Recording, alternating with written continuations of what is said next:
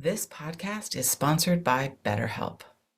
After experiencing trauma, I went to therapy, and my therapist guided me through a difficult time in my life.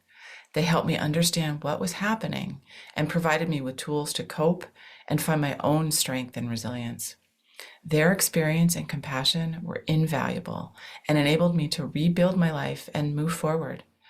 I strongly believe in the power of therapy to help people through difficult times. BetterHelp connects you with a licensed therapist who is trained to listen and give you helpful, unbiased advice. First, you go to their site.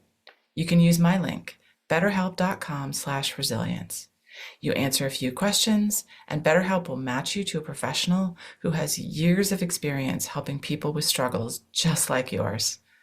Let BetterHelp connect you to a therapist who can support you, all from the comfort of your own home. Visit betterhelp.com/resilience or choose podcast, then notes on resilience during sign up and enjoy a special discount on your first month. Whatever it is, find a way to get past it and push down on the pedal the first time. And you say, oh man, but my son's watching this and I want to be a good example for him. Or my entire team has been working on this bike, or they've been training me, or we've been doing whatever together to build up my physical stamina and fitness or whatever applies. I don't want to let them down. And maybe teamwork's a value of yours. Whatever it is, that moment where you lean in and you push the pedal. Hello, welcome to Notes on Resilience. I'm your host, Manya Chilinsky. My guest today is Josh Porthouse. He's the founder of SDYT Media, a production company that highlights the impact of personal values through print, digital, and spoken media. And he's the host of the Transacting Value podcast and AM radio show that looks at the relevance of personal values in burnout, boundaries, self-worth, and resiliency. And that's what we talked about today. Resiliency, the role of self-worth and boundaries specifically in resiliency. I think you're really going to enjoy our conversation. And don't forget, find us on Apple Podcasts and subscribe or leave a review. And check the show notes. I've got a Google form that I would love to get your feedback about the podcast. What's working? What isn't working? What do you wish we'd be doing differently? Thanks so much for joining us. Enjoy the show. Hi, Josh. I'm so excited that you and I are talking today. Thanks for being here. Yeah, of course, no problem. I appreciate you having me on, especially notes on resiliency. I think it's an underappreciated topic. So I appreciate you just existing and having Oh, this. Yeah. thank you. And before we dive into the topic of resiliency and we learn about you and your work, I would like to know if you could have any superpower, what would that be? Man, you opened with it. I was hoping I was going to have some time to process. Okay. All right. So here's the thing, and I think this is important for clarity.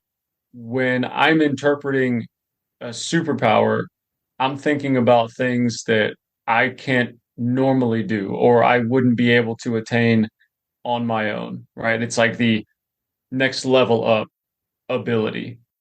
And I think what would be really cool is if I were able to actually control my emotions.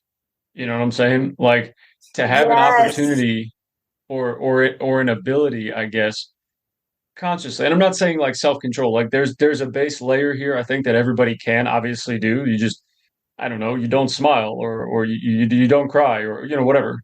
But in my head, there's so many different thoughts. It's almost like there's more motion when I'm still. There's more ideas when I'm not trying to think of them. Those kinds of things.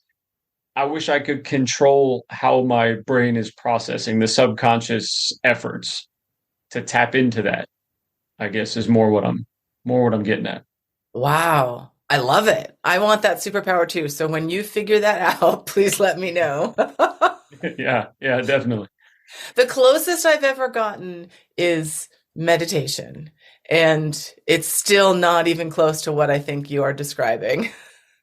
I've walked on the beach. I mean, I've spent most of my Marine Corps career in the infantry, so I've walked on a lot of beaches and deserts and nature trails, so to speak. And there's been a lot of opportunities where the middle of the night, matter of fact, quick story if I got a second, but the middle of the night, matter of fact, I was in the Rockies or just Southwest on one of their chains, but either way, so I was in the Rockies and we were on this exercise and we're all carrying packs and we're walking. And at one point, we had to get to the top, the summit of this sort of lower ridge. And the only thing we could see was these peaks of the mountains, and the fog sort of cloud layer was below us, and you Mm-hmm. couldn't see through it. Everything above us, this was the middle of the night in the winter, everything above us was cloudless. It was stars.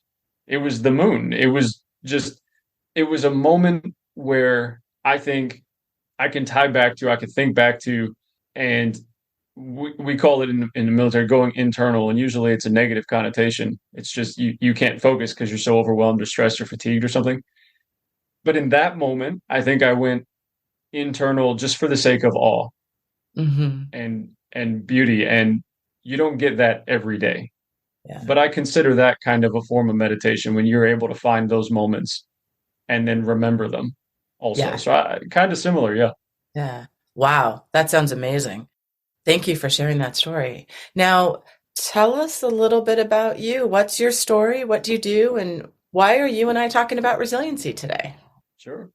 So, for everybody listening, initially Manya and I got in touch, I think maybe even a few months ago now, or longer at this point, and then we finally talked, maybe a month or two, maybe a month, 6 weeks, something or other ago from where we're at now. And 2 years ago, or maybe even further back than that, I essentially had this identity crisis. And I don't mean like, oh man, pumpkin spice latte prices are going up. How can I do this? It wasn't that chaotic. It wasn't that detrimental to my life. But, from a psychological perspective, I didn't know who I was. I Hmm. had just gotten back from a deployment to a combat zone. And so every day, especially in the infantry, you're redlining your stress tolerance every day. Hmm. It out of necessity, but it was a thing. And so over the course of, I don't know what it was, call it 7, 9 months, 6 months, whatever, of the amount of time we were there, eventually I just grew accustomed to it. Hmm. And so the routine for the sake of survival in a few different senses became the norm. And the stress that I had grown accustomed to had become the norm. And so that tolerance for stress was my everyday sort of fallback baseline. Hmm. So then I get back to the States. I couldn't function. I couldn't socialize.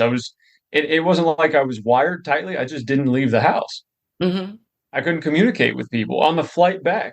It was in Afghanistan, and on the flight back from Afghanistan to at the time California, I remember sitting on the plane, looking out the window, and just thinking about everything that we had encountered, for better and for worse. The people I'd met in villages, I'd sat and had tea with some villagers and just talked. I fed food to a goat for a weekend, and then we killed it and had it for dinner the next night. All sorts of experiences I hadn't had before that were really cool and a really neat opportunity to get to know people as people. And the more I thought about it on that flight, and when I finally got back to the States, I realized I didn't know who I was, who I wanted to be. If I were to have people come into my house, how would I react? And then I realized, because I'm thinking about how would I react and who would I be and how should I react, I'm probably overthinking it already. And Hmm. that turned me on to this. My stress tolerance is too high, and my stress response is causing all of these other issues. And eventually I broke down. I ended up losing sight of who I was. I got burnt out at work.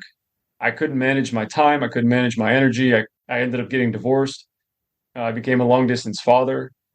And everything as I thought was comfortable was falling apart. And contrarily, I was moving farther from pleasure towards pain. And I started self medicating in that process because it was the only other option I saw that I knew, and I imitated what I saw. Right. In that, I think that's why we're talking.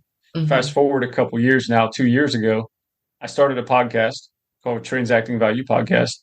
The whole reason was just teach my son about values and character because he didn't want to listen to me on the phone. So I put it on YouTube. And then he stopped watching me on YouTube. So I made a podcast. You know what I'm saying? It just was the thing. And I was chasing him around to teach him about morals and values and character. And then as that grew about a year ago, I formed a media production company, SDYT Media. And the focus is to create material to showcase the impact of a value system on self-worth and Hmm. mental resiliency. Because we're not, we may be going through life alone but we're growing through life by ourselves together, Hmm. right? We're all in our own heads. And that's what I said earlier. I think it's an underrated topic, but it made all the difference for me. And so far, I've talked to over 100 people on my podcast, and now I have a talk radio show out of Florida as well, Transacting Value Radio. And that's what we talk about.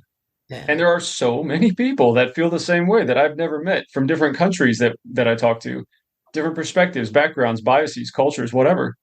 And everybody says the same thing. And Hmm. so I figure any opportunity I have to get onto shows like yours and talk about ways to better develop and refine our sense of self and Hmm. mental resilience, then yes, we need to do that. Yeah. Everybody's going through the same problems. Why aren't we helping each other? Right. So that's the long-winded version, but that's why I'm here. Wow. That's such an amazing journey. I love that this started out your YouTube channel and your podcast started out with wanting to communicate better with your son. Like that's I hope that's going well. I hope he's listening. I'm not entirely sure if he's listening, and he's 9 now, so I can almost guarantee he's not, right? But no, he definitely has grown a lot. And whether or not he remembers what I say, there's two cool things about this process, not to steamroll your spotlight, but there's two Mhm. cool things about this process. One, in finding ways to communicate more effectively or whatever, ineffectively with him, it's been my therapy. You Mhm. know, it's like for I can't remember the saying, but for people that are working to teach other people, they end up learning in the process. Yes. So that's been helping quite a bit and gaining clarity and presence for myself too, and my goals and everything else, and who I am as a person, my self worth, in trying to teach him about it.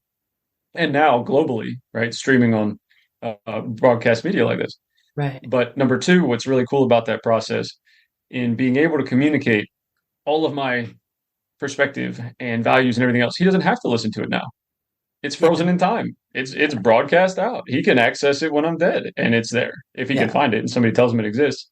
Right. So Yeah. it's an enduring legacy with a positive message, a positive impact, a lot like your show. You are also contributing to the longevity of the American culture, way of life, perspective, mental health.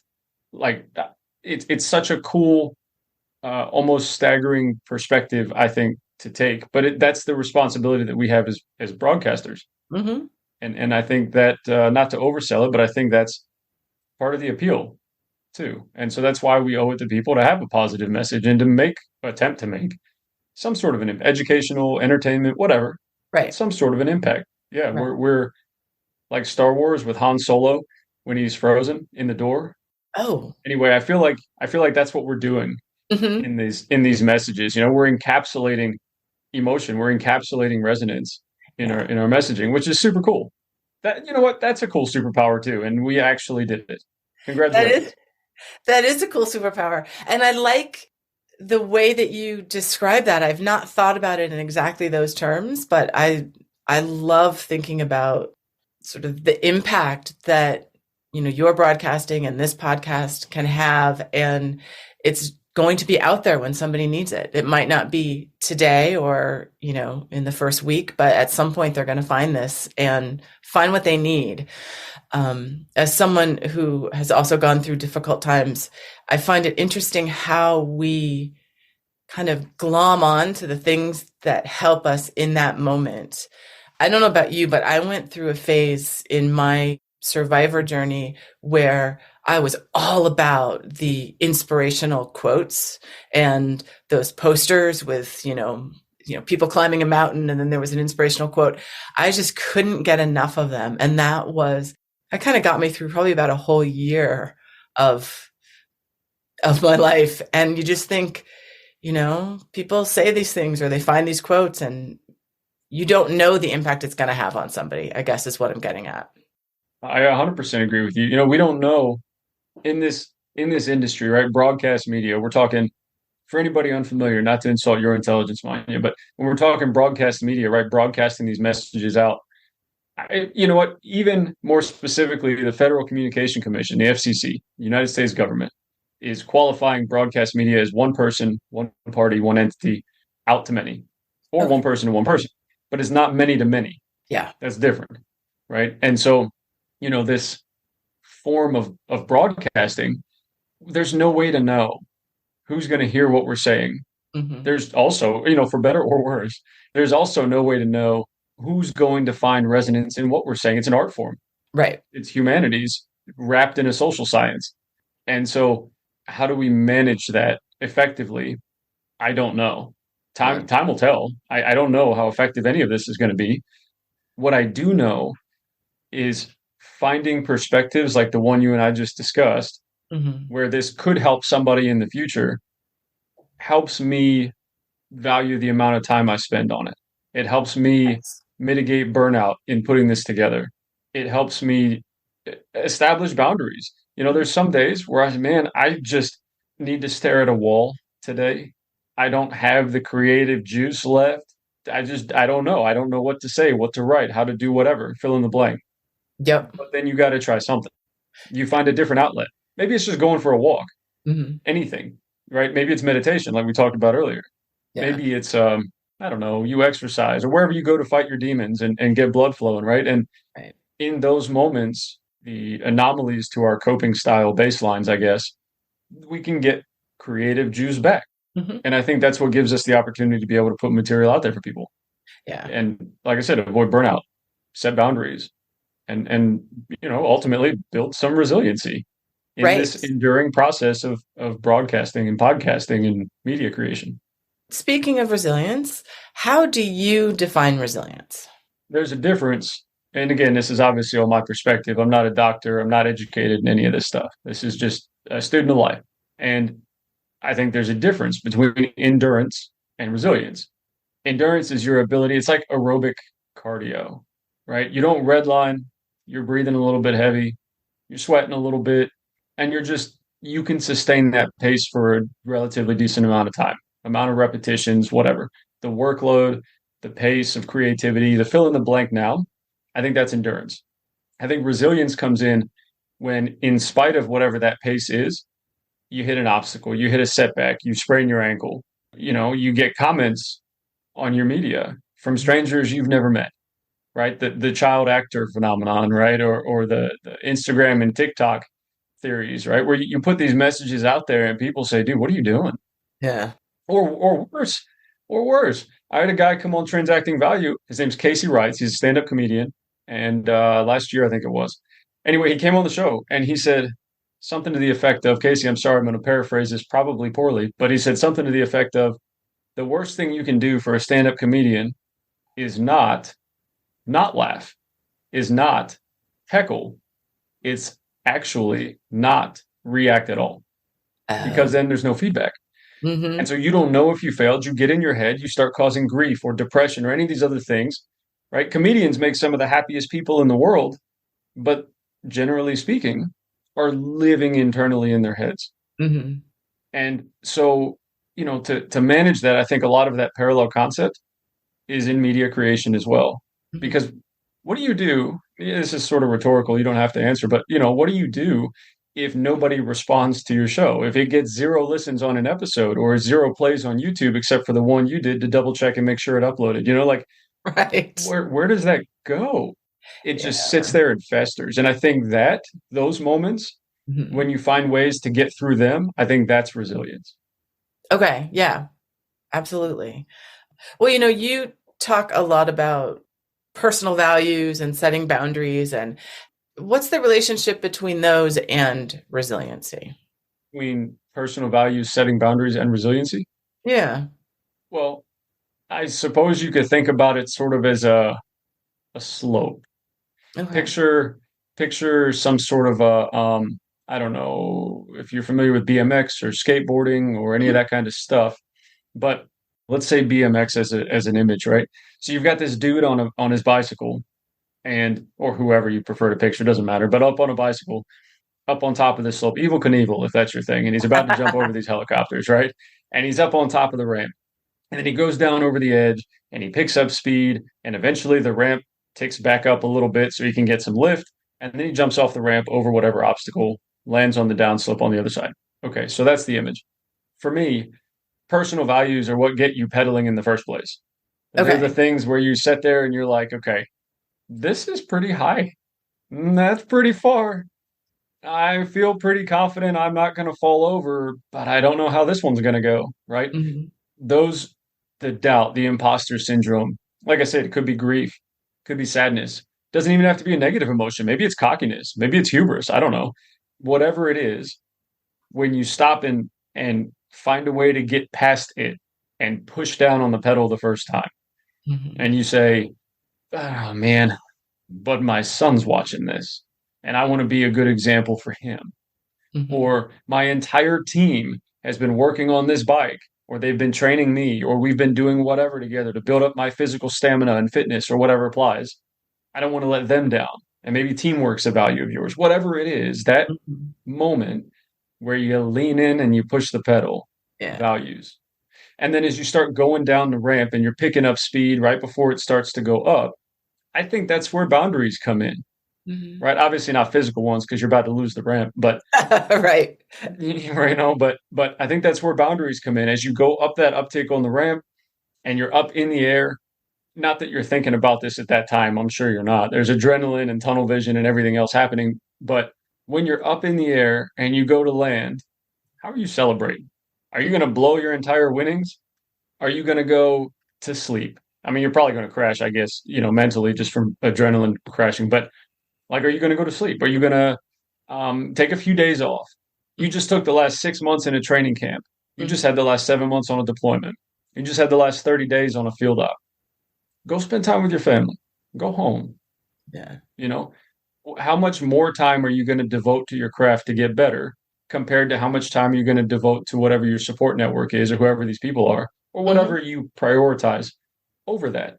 Right. I think that's where boundaries come in, how we handle our successes and failures and then work up, obviously, to that success. Right. The resiliency, though, is what happens if you land poorly? What happens if, Evil Knievel lands on that down ramp and breaks a leg or just eats it as he goes down? Get back on the bike, man. And what you do from that point to get back on the bike, and more importantly, in my opinion, not the recovery to get Hmm. back on the bike, Right. but what you hold on to from the experience to turn it into a positive one. Hmm. That's where resilience comes in. So it's sort of, as far as imagery goes, I think that's kind of the relation, not that they're all necessarily equal. Right. Right. And that's a great image for me. I definitely remember Evil Knievel. So I could picture all of that. Thank you for that image and for sharing. Now, we're talking about personal resiliency. We're talking about how do I recover after I've fallen or after something difficult has happened. What do you think is the role of our institutions and organizations or society in supporting us being resilient? What is the role or what should the role be? I don't think they're the Both. same. What is the role and what do you think it should be? Sure. So just a caveat or whatever the word is here. I'm couching this off of, a Western perspective as far as institutions go. And I'm also solely focusing on schooling, not, Okay. a bunch of your friends at the skate park or not, a bunch of people on a sports team or something. I'm talking about an actual school institution for this particular point. Okay. So I think the current role is lacking. I think what it's been relegated to is sort of profit motive, not for the sake of school, but for the sake of training Hmm. and education. The higher you prioritize focusing on human capital, I think in any government throughout history, the more likely productivity increases and the more likely profits go up, security, stability, defense, longevity of a culture, so on and so forth occur. And so schools, I think, are being more in the US, I think are being more and more relegated to that role. Hmm. Just educate people, social sciences, natural sciences, and math. Teach those because that's what's going to generate profits and increase productivity. Hmm. I think part of the role, at least in higher education, should also be to continue supporting humanities, arts, culture, poetry, sculpture, music, these types of things that give people a way to build depth and resonance, reach, breadth, communicate without words, so to speak, because that's what builds our cultures. That's what keeps us sort of grounded. That's the infrastructure for humankind to express how we interpret stresses and these other things. Hmm. So the role of schools when it comes to resiliency and developing these skill sets, I think should be to balance what we're exposed to better establish boundaries in an education system for how much time are we spending or how much percentage of this curriculum are we dedicating towards hard skills by soft skills, Hmm. or how well are we communicating it? Are the humanities teachers and the Greek classics and all these other people being relegated to honors AP? And so really 10% of our student body is going to go there. So nobody else is going to get it anyway. Or the theater kids are going to go out back and just smoke and then go in and put on a show that five kids are going to go watch. Yeah. Okay, that's probably true too. Yeah. But how well is it marketed? How well is it publicized? And I think that could be improved, maybe. I think Wow. that could be a better role to fill. Yeah. Oh, thank you for that perspective. I Sure. agree that the arts and the humanities are such an important piece to make us whole humans. And I think when I think about resiliency, or when I think about encouraging resiliency, I think about how we have to look at the whole person, not just the piece that is productive at work or the piece that is, a parent or a student. We have to look at all of the influences on that's what makes us resilient or supports our resiliency.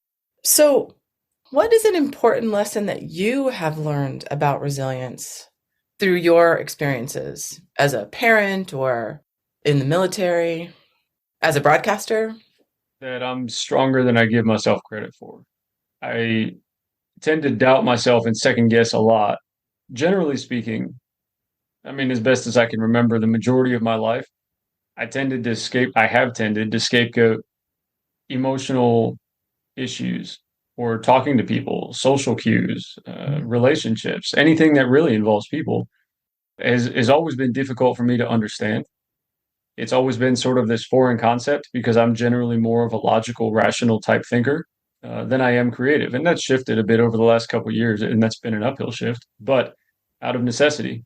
Because more naturally, though, I tend to be a bit more logical. I can't reason my way through emotions. I can't reason my way through why people do things. It's just not accurate. It's like oil and water. And I think because of that, it's really difficult for me to do anything that involves creativity or vulnerability, even like a podcast and broadcast, and putting my opinions out there without being or without thinking I'm coming across as cocky. Or am I saying I too much? Did I talk about me too much? Are people going to even listen to this? And then, like I said, doubt and imposter syndrome and all these other things come in, lacking confidence, which ultimately then self esteem. And then my pride takes a hit and then I get burnt out and I quit. And for what?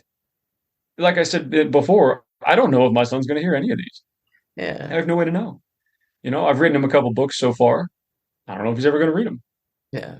I, put material out like this. I don't know if he's ever going to hear it. Hmm. And if he doesn't, that's fine. In the beginning, I was worried about that. Now I don't mind Hmm. because it's done more for me than I think I ever thought it could have to this point. Hmm. And so the biggest lesson, of all the business things I've come across and technical skill sets I've come into, as a person, I think the biggest lesson that I've learned is that I'm stronger than I think I am. Yeah. That I think is a tough lesson for a lot of us to Mhm. internalize for all the reasons that you were explaining, imposter syndrome being looming large for a lot of us. So Yeah. I did get that. Thank you for sharing. Yeah. So we're getting close to the end of our time. I'm curious, what would you tell your 18-year-old self about resiliency? Stop being so scared. Just go break everything. Donald Trump, the White House. You know what I'm saying? Just go tear it apart and then see what works. I think it's the only way you learn when you're unfamiliar with everything. Hmm. And I'm not saying, for the record, I don't know. I've never talked to Donnie, and I don't know if he was scared when he took office, and it says no political affiliation to this point whatsoever. I don't care. People can think what they want. But as a person, in my interpretation, if you get into a situation you're unfamiliar with, that's potentially overwhelming, and you're trying to be successful at it, the only way, and I think arguably the most efficient way, you can figure out where are your strengths, where are your weaknesses, how can you improve, what can you improve, who can you bring into your sphere to help you complement or supplement deficiencies, is you just break a bunch of stuff and then you figure it out. And you can't really be afraid of the consequences as long as there's enough controls in place to manage the chaos. Hmm. Well, then what are you really losing? And in my opinion, since I brought up the example, when it comes to DC, there's plenty of controls in place. Hmm. The president doesn't control spending. Well, so go say all the things you want about spending money. Yeah. Not what's it going to hurt, but you're going to get feedback and you're going to learn. Right. And I think you can't be afraid to take chances. I I didn't know how I'd recover if I failed at something. I didn't have the insight. I was ignorant to me, and so I didn't know how I could succeed or rebuild. Hmm. And so in that, I was too afraid to take chances because I didn't want to fail. I didn't want to break anything because I didn't want to replace anything, Right. physically, metaphorically, or otherwise. Right. So I think what I would tell me almost 20 years ago is exhale, man. Go break some stuff. Everything will be okay. And I don't know if I would have listened to me then, but that's what I tell him. Yes, that's the key. The hard-earned wisdom we get as we are older. I wonder sometimes if it's possible to hear it when you're younger, Yeah. especially thinking about, 18 in your early adulthood. I don't know if you could hear these things or if it would matter even if you could. Yeah. Wisdom of the old's wasted on the youth, I think is the saying. Exactly. Hmm. Absolutely. Well, Yep. Josh, thank you so much. This has been such a great conversation. And how can our listeners reach you and find out more about your work? So the easiest option is you track down our website, transactingvaluepodcast.com. Now that will take you to everything about the podcast, but it also has an ability to message us through the site. You can get to me, or I have a team of freelancers that help me put the podcast together and ultimately manage our brand right now. If you want to get in touch with me for the sake of the radio show, you can email transactingvalueradio@sdytmedia.com, and you'll be able to reach me there via email. Also, if you just want to tune into the shows, and maybe you're a behind the scenes kind of person and you don't want to talk to me at all, track me down on Facebook, Transacting Value. You'll be able to find it there and join the page, or follow along with the shows. Monday mornings, 9 a.m. Eastern Standard Time, Transacting Value podcast up on all podcasting players, streaming live, each week. And then the radio show, actually, as of our conversation right now, goes up this evening, but Tuesday evenings, 5 p.m., locally to Tampa, Mhm. AM WWPR 1490, or it streams also at the same time, 5 p.m. Eastern Time, Okay. at transactingvaluepodcast.com/radio. And that'll get you up with me. Excellent. And I encourage our listeners, please check it out. It's a great show. Josh, I love the perspective that you bring. And thank you for being a guest on my podcast and talking about resiliency with me. I really appreciate it. Manya, I waited close to a year for you to respond and get me a spot on your show. So the pleasure's mine. Yes. Awesome. All right. Thanks, everybody. And we will talk to you soon. Thank you for listening. I hope you got as much out of this conversation as I did. So if you'd like to learn more about me, Manya Chilinsky, I work with organizations to help understand how to create environments where people can thrive after difficult life experiences. And I do this through talks and consulting. I'm a survivor of mass violence, and I use my experience to help leaders learn about resiliency, compassion, and trauma-sensitive leadership, to build strategies to enable teams to thrive and be engaged amidst difficulty and turmoil. If this is something you want to learn more about, visit my website, www.manyachilinsky.com, or email me at manya@manyachilinsky, or stop by my social media on LinkedIn and Twitter. Thanks so much.